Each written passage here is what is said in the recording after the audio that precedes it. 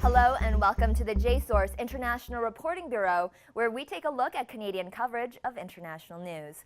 I'm Adriana Zhang, coming to you from our studio here at Humber College. Here's what's been happening around the world this week. A deadly earthquake shook Nepal's capital city, Kathmandu, to the core over the weekend. The death toll now is estimated to be more than 6,100, but officials say the number of dead could rise up to 10,000. News hit front pages everywhere on Monday, with rolling coverage throughout the week. The National Post featured a powerful photo on its front page, accompanied by several in-depth reports that spanned 3 pages long. Jen Gerson wrote about the avalanche that devastated climbers on Mount Everest, and Joseph Breen covered the irreparable damage suffered by historic sites such as the Dharahara Tower.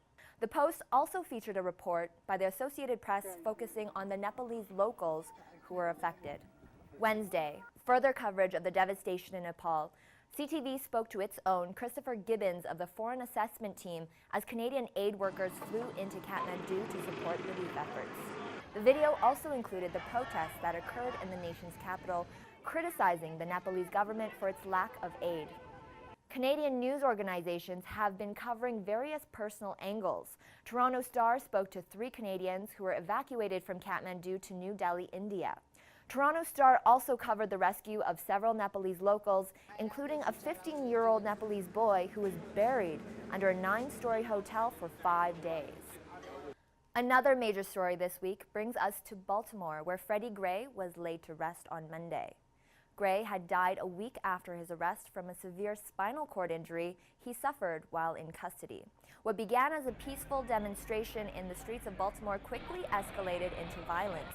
The Globe and Mail published a report by Reuters on Baltimore's state of emergency declared by the governor of Maryland. The National Post and the Toronto Star relied on the Associated Press for coverage of the ongoing violence. One aspect of the Baltimore protests that Canadian news outlets unanimously featured on their online sites was this viral video.